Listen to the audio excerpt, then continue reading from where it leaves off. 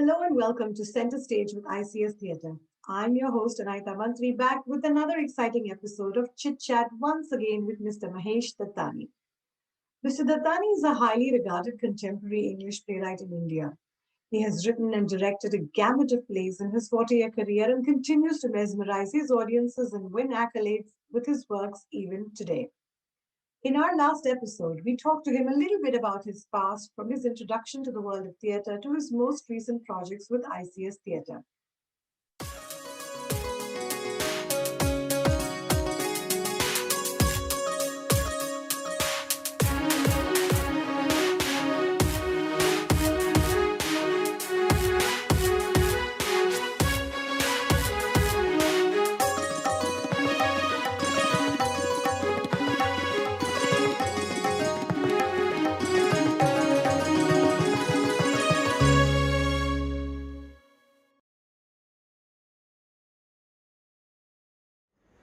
Welcome to Center Stage with ICS Theatre, Mr. Dattani. Hi, Anita. Hi, how are Hello. you doing? Good. We're so happy to have you on again, and we really appreciate your time. So thank Thank you you. so much for speaking with us again. Yeah, that was a very interesting conversation we had. Yeah. Absolutely, absolutely. We'll get right to it. Picking up from where we left off last time, Mr. Dattani, we were talking a little bit about your flair for customized music in every one of your plays, especially for the plays you did here for ICS Theatre in New Jersey. Um, it was probably uncharted territory for you, trying to find the right musicians here and getting what you wanted from them. What was that like? Ah, well, yes, initially I wasn't quite sure what are the resources available, but I was pleasantly surprised that the musicians involved with ICS Theatre are remarkable. I think they're exceptionally talented. I remember being very impressed with the kind of jamming that I heard from Shrikant and Aditya for initially for Masrayan, and they did a fabulous job with just the guitar and I think a cajon box, and I remember at the show they played the entire segment as a curtain raiser, and that got a huge round of applause. It just managed to get the people settled in and listening to the music. I thought that was quite impressive. But for me, as a theater director, when I'm looking at musicians, I am looking at how keenly are they sharing, listening to the vision of the director, because music is an important part, but it is one of the components. It has to tell the story somehow.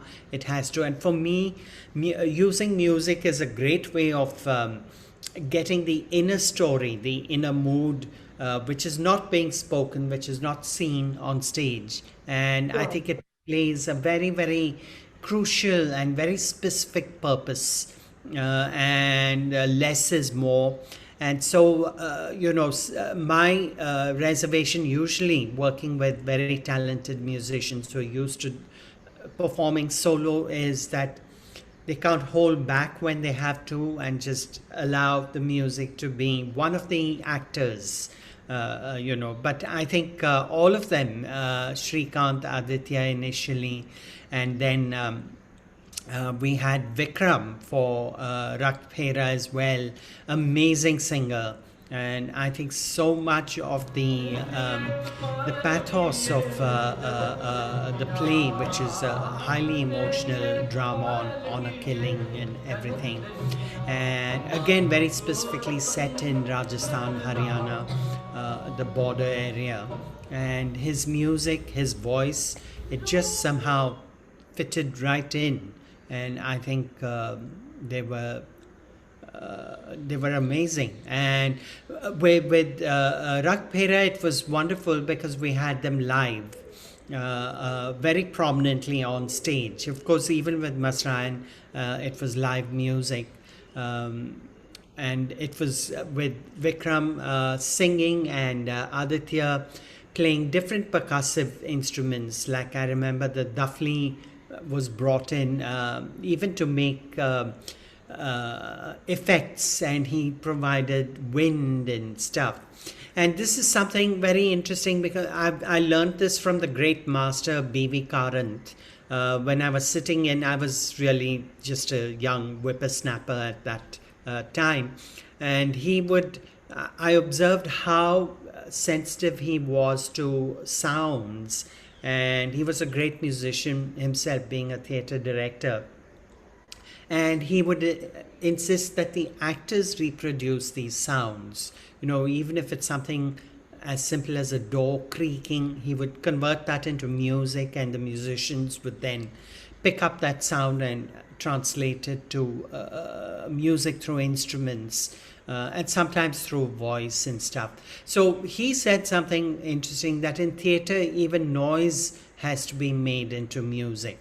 And I think it was very interesting to have Aditya provide wind effects, and even the sort of the coming of the lover on the motorcycle. We I didn't use a realistic sound effect of a motorcycle approaching, but he worked on that with percussion. So it gave us the rhythm of the motorcycle approaching, but it didn't provide a realistic sound. So I thought these were very, very valuable contributions to the telling of the story. And of course, they're musicians in their own right, but for them to sort of come and be a part of a theatrical production where every person is important and at the same time has a duty to perform. And I think they fitted right in. So, to respond to your question, how was it sort of, what did I have a challenge working with musicians in ICS theatre? The answer is no, I didn't, because they were there. You see, Barkha used her personal resources, and some of them are ICS members, and it was. It just evolved, and then later, of course, we will talk about that later. When I did the Big Fat City, and I was very particular to use jazz as tribute to the old jazz musicians of Bombay, who also provided film music. So if you hear film music, Hindi film music of the 60s and 70s, you could see the jazz influence there, with Tisri Manzil and all those, songs which had a very sort of upbeat, swingy kind of quality to it. And then Shrikant took over the music. His lyrics were fabulous, and he managed to get in touch with, because I was keen to have scatting and a female vocalist. He scouted, scored, internet sites, and got in touch with these wonderful singers, Ellen and Renske from the Netherlands, and they were just everything just seemed to gel. Yeah. And we'll talk a little bit more about this particular production of the Big Fat City further in our discussion. You were working with ICS Theatre and producing these plays every year, which was, of course, it was getting better and better and better with time. And then we would have had the privilege, of course, of witnessing another one of your unique productions in 2020. But alas, life had other plans. And once the pandemic hit, we were all locked down and had to stay put where we were. And where were you at the start of the pandemic? And how did you cope with what you had to do, and to maintain your sanity? Yeah, I know it was a very, very dramatic moment, and one assumed, for some naive reason, I thought it's a matter of a month or so, and things will sort of settle down. Sure, we But all did. yeah, I didn't. Yeah, yeah. So I remember the first thing that happened is that all the productions of my plays just came to a standstill, and even the play that I had directed, Snapshots of a Fervid Sunrise, we'd just done 3 shows, and we had about 6 shows lined up with hall bookings and everything in place in Bombay, and clearly those had to be cancelled. And after a while, it hit me, and like the rest of the theatre community, that this is going to, it's not going away, right? And I have a lot to thank ICS Theatre, because this was the time when, the idea of having readings and things came up, because everyone was locked in, and fortunately, we have the marvels of technology, so there was Zoom available to Right, us, and that's how we began. right. So yeah. Right. In March 2020, I believe, you held the very first informal play reading of Dance Like a Man over Zoom for theater enthusiasts here in New Jersey. And what were your thoughts at that time about doing this play reading online, and how did you think it went? Well, at that time, I made this grave assumption that Zoom is only good for readings, right? You can't do anything more than that. And even so, it's going to be sort of visually very static, because you just have these boxes. Because with readings, you could do a lot. You can even move around. You can, have interesting compositions with 2 readers coming close and then moving apart and stuff like that, right? So I was pretty sure that this is the scope of Zoom. That all this can do is provide readings and some way of staying in touch while we sort of bide time to till we meet again in person. But I must say that right from the beginning, even with the reading of Dance Like a Man, the energy, and this was quite a revelation as well, because I'm very sensitive to the presence of group energy in a space when I'm directing in a real space. And every rehearsal I work in exercises that brings us all together in the space, in body and in mind and spirit. And I work with silence initially to sort of create a certain positive vibe. And I was quite surprised that there was some of that energy coming through even virtually. And that's because the readers were so I think it was this common intention of all of us wanting to connect through theater over long distances and connect virtually. And somehow that intention did come through. So one reading led to another. And then I thought, why don't I propose workshops? To ICS, and Barkha was completely enthused with the idea, and thought that's a great thing, because people are locked in and have free time, and there's just so much you can tolerate with kids and spouses and husbands, and you want to get away from that too, I'm sure. Right, right. Right, so it I had my trepidation as to what I can do, and the trepidation was more to do with how am I going to conduct these workshops. Right, what am I going to do? I do want them to be application based workshops, and not just a lecture or a demonstration or something. But we found a way. We found a way, and I think I remember, Barkha sending me a message saying that, we just announced a workshop and it's full, and then, it was like full in a minute or something. With the announcement. So, we were very clear that people want to do this kind of thing. And for me, you asked, how did I retain my sanity? I think it was the workshops and the Zoom Mm.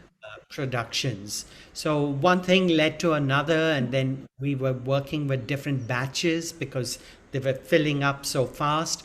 And then I worked on levels that, you do level one, then I could have the same people who did level one do a level two of the same thing. So, and we managed to do a level three as well recently.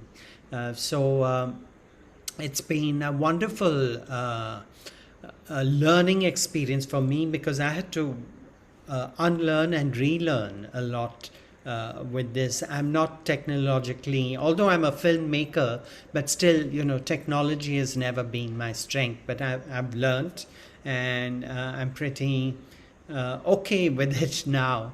And I try to use what the treasures the technology has to offer in Zoom productions, because that's what theater does, is that it looks at the resources, at least the kind of theater we're used to over here, because it's not like big budget things, that you just take one look at, okay, these are the resources, this is the talent I have, and this is the material I've got, what do I make of it? And so we're used to working with whatever possibilities the time and place offers, and the place in this instance being the virtual space and all the technology that provides. Yeah, I mean, once you started the online play reading, this became a regular thing as ICS theater, as we know.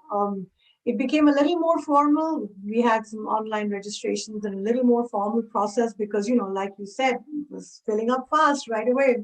And, it was a really, really great resource for amateur actors around here, who would be looking forward to these month after month. And, that's what made it, I think it helped everybody keep their sanity during this Yeah, time. yeah, absolutely. I think that's one of the benefits that, Yes, rehearsals, and this is always my lament, which I may not sort of vocalize, is that had I more time with these actors, even for a 2 week workshop before jumping into rehearsals, it would help them so much. And this was like, in a sense, a blessing that we didn't have productions, but I had them in a workshop setting. So it was possible to share some basic technique with them, which they can use for whatever they do. sure. Yeah. Yeah, and that was going to be my next question. You've had some really interesting acting technique workshops with ICS theater folks in the past year, like your workshop in character study using monologues, the breath, body, and intent workshop. So tell us a little bit about those particular, why you chose those types of workshops, and how did you think it worked out over trying to have this over Zoom? Well, I think I was the intention was more to what is it? How do I sort of encapsulate encapsulate the essence of drama training? And that's a little difficult because there's so many systems and so many schools, and everyone has a different approach. But a workshop, I think you have to be very, very specific because you don't have the luxury of orientation, you don't have the luxury of providing a foundation, or you don't have the luxury of going deeper into something. Like, for example, if I were to work on breath alone, right, in a school setting, that would be a constant. I mean, 1 hour would be practiced to just breathing work. Right. So for me, I think character study, that's the first thing that came to my mind because it's a little It's something which we do initially, sitting down with our scripts and marking beats and things, and looking at. I usually have a questionnaire, character analysis worksheet, and the actors have to read the script and then mine the script for all these points and questions that are there in the worksheet. So I thought that's something we can do on Zoom. We could take plays and sort of work on character analysis and script analysis, because being a little traditional or old school, this is hugely important. And I think even for plays that are in some way counter structure and have a post structural quality to them, I still feel that story is at the center of everything that's done. So for me, that I thought would be an essential tool. And then because I've studied a little bit of Michael Chekhov's technique, and I use him in a lot of my rehearsals as well, because there's a sense of it's easier to synthesize with Michael Chekhov's technique. So within half an hour, you can get people involved in very complex things, right? A simple gesture, which if you just meditate on that, will help you find the inner life of the character and what the character wants and things. So I'm very happy with the workshop I designed on breath, body, intention, because I thought that probably that's a very good entry into drama training for amateur actors, because they're in a position where they have experience having worked on stage and acted and know the mechanics of theater, but they may not have the awareness as to how did they instinctively do what they did so well. And so you don't want a hit or miss kind of situation. You want consistency. So it was easy for me to get them to apply what I was training them with, their own experiences with being on stage. So I'm very happy with that, and I'm very proud of having designed that, because in my opinion it was hugely successful as a process. Yeah. Great, great. Now, the first Zoom production you did last summer, which was, an official production with ICS Theatre, was Manav Called Park.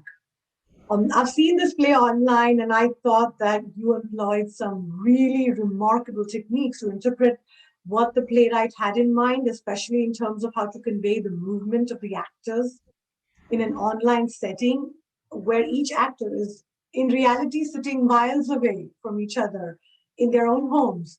Um, but it was done so beautifully over Zoom.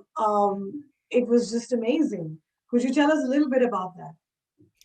Yeah, well, I think that production was as much a stage manager's production as it was a director's, because again, I had all this trepidation. I'd never directed a Zoom play before that. That was the first time I was working with Zoom. And I thought, okay, let me use my experience making film, right? So for me, it was very important, because in film, the side of the camera that the actor looks on suggests where the other person is, spatially, right? So I thought, let me use that. So there was this entire complicated setup as to looking left or right, or are you looking camera left or camera right, or whatever. So that was one thing, which but still the challenge was then how do you, because the play, as you know, you've seen it, is about, it begins with just fighting over a park bench, Right. people want the same bench, Right. right? And then that sort of beautifully and dramatically opens up the metaphor of space and who can lay claim on space and stuff like that. So it's I just love the play, and actually the suggestion came from ICS to do that. And I'd seen a production with some very fine actors, directed by Manav Kaul himself, when the very first time it was done. So this still was a challenge that we are looking at how close are the actors and why is that bench so important.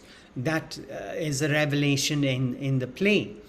And I thought at that time I'd seen some object theater, which is actually some people call it tabletop theater, where it's a tabletop and the entire play or story is told through objects, shoe boxes and shoes and hair brushes, and all of them the puppeteer, for want of a better word, well, puppeteer may be a right thing, chooses these objects depending on the character that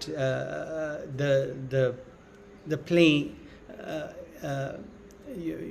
is. So some way a hairbrush would sort of represent someone who's a little sort of pokey or spiky or whatever. It could be anything. I'm just sort of speaking off the top of my head. So I thought that would be a good idea, but then that requires training, right? You can't just get. And Barkha recommended Shri, who is ICS Theatre's official set designer, also a wonderful actor. And I thought, okay, let's simplify this. Let's have a tabletop, because that's what, and let's have Shri visible. So we gave him gloves and we gave him a lovely net, and he designed these wonderful puppets with hinges, so they could walk and they could sit and they could stand and things, and he was just moving them with his fingers, and it was very clear as to then for the audience as to where exactly are these characters in relation to the bench and why are they so keen on sitting on that bench. Yes, and it was absolutely, like I said, it just came together so beautifully. It was really remarkable, and it was very, it just laid the picture out there, and it was incredible to see something like this done over Zoom. It was, mind blowing. And as I Well, understand I it, said, yeah, it was as much a stage manager's play as it was a director's. And Barkha was, of course, wearing two hats, stage manager and assistant director. So a lot of the movements and the choreography and everything wouldn't have been possible without her, very active involvement in getting it done. and Park has been selected to participate at the Fringe Festival in Canada, I hear. So that's exciting. Are you excited about that?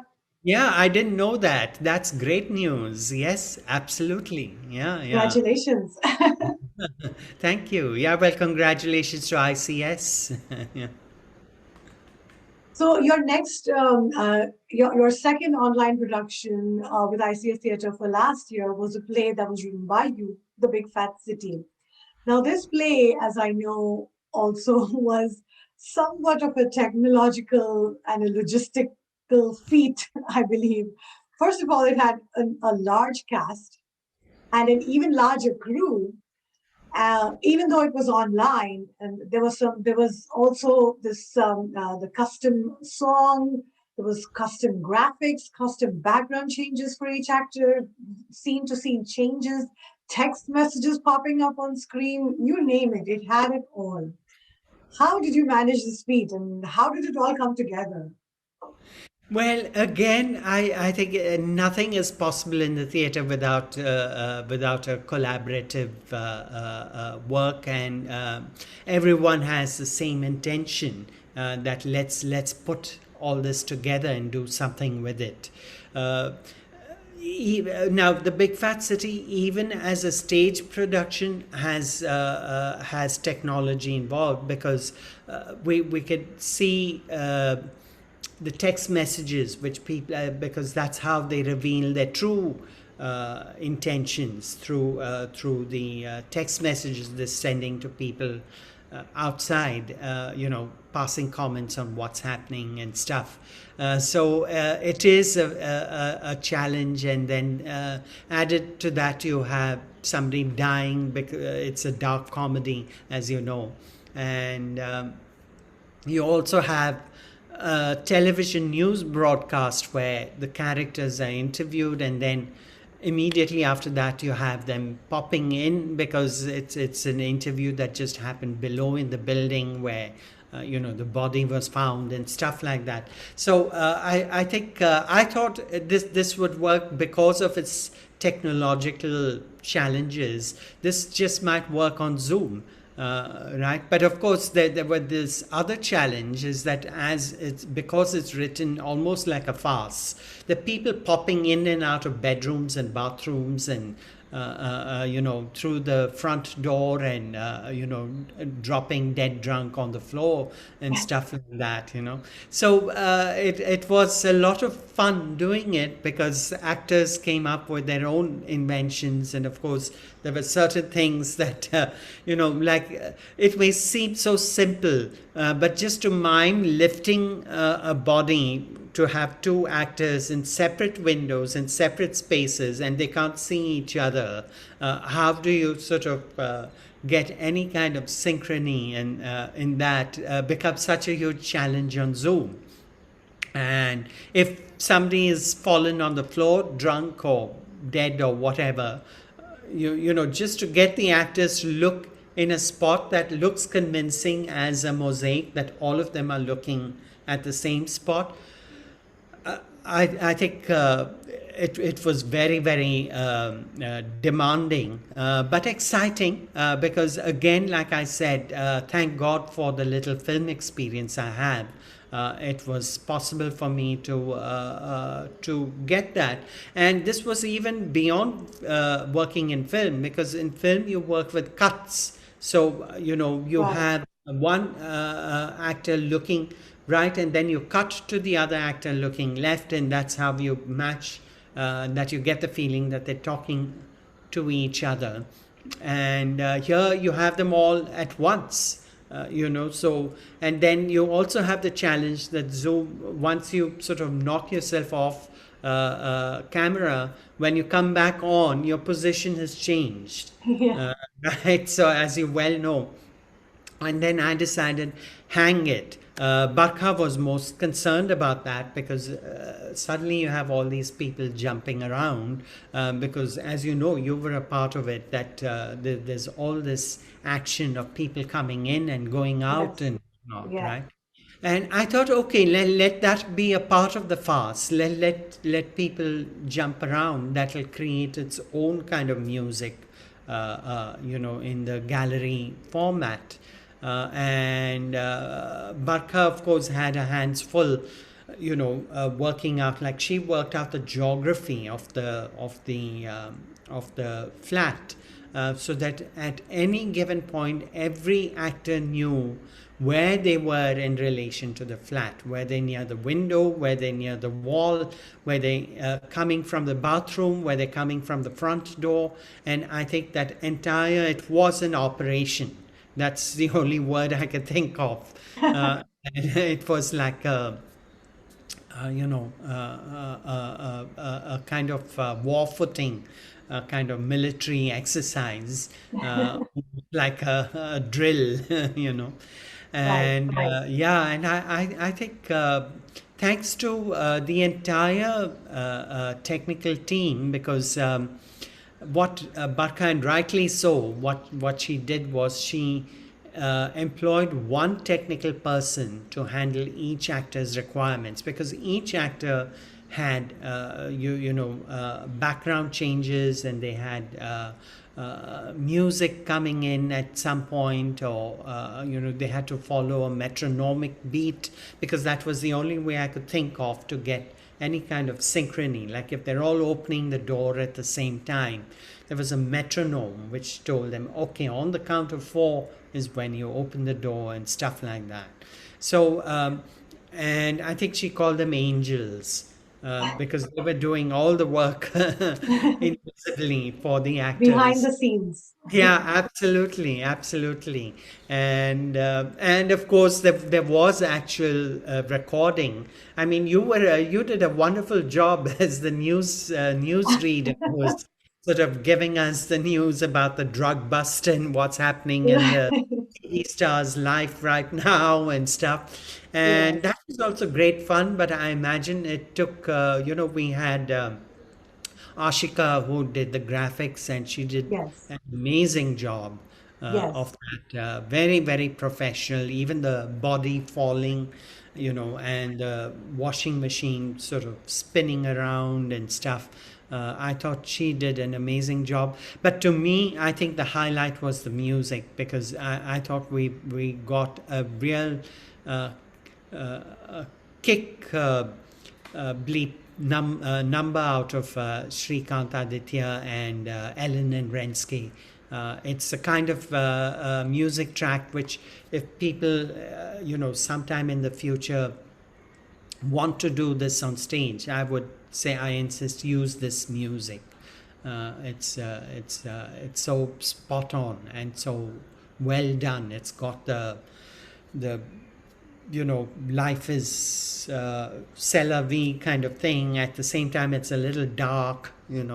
It's like about Bombay, the city. It's a tribute, but at the same time, it's a warning as to what the city can do.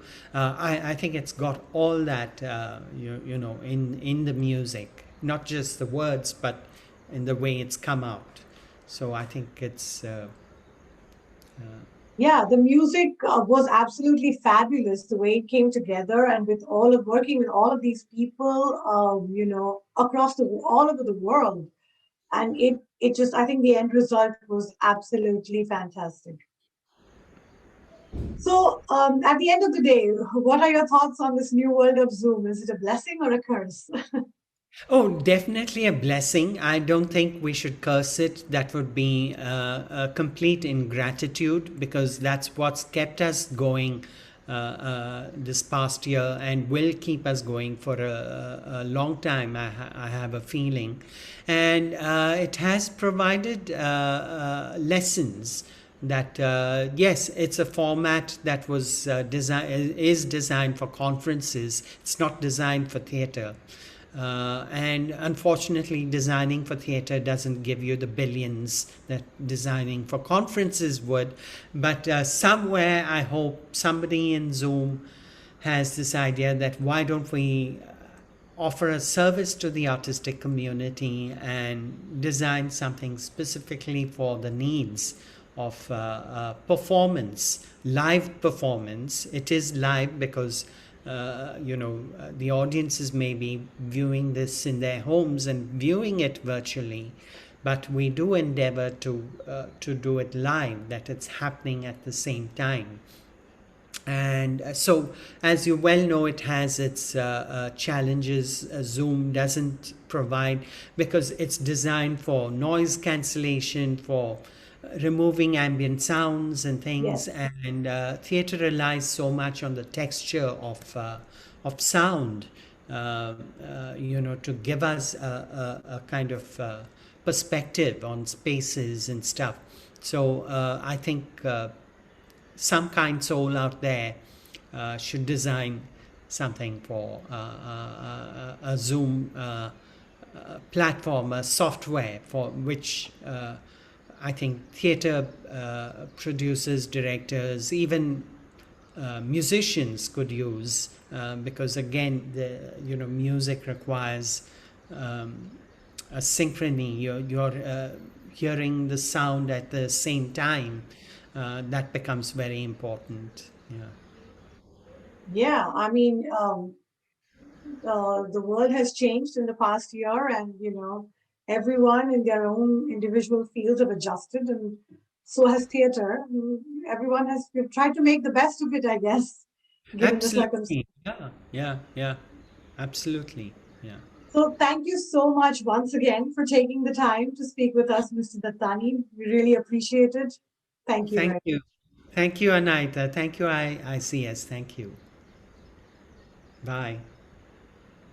So, friends, in closing, I would like to add that Mr. Dattani's work has always been deeply rooted in the real fabric of society.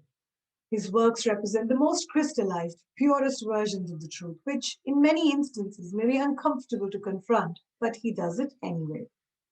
He truly is the most thought provoking playwright of our times. And on that note, here's our little theatre tidbit for today, a quote by the renowned playwright Yasmina Reza.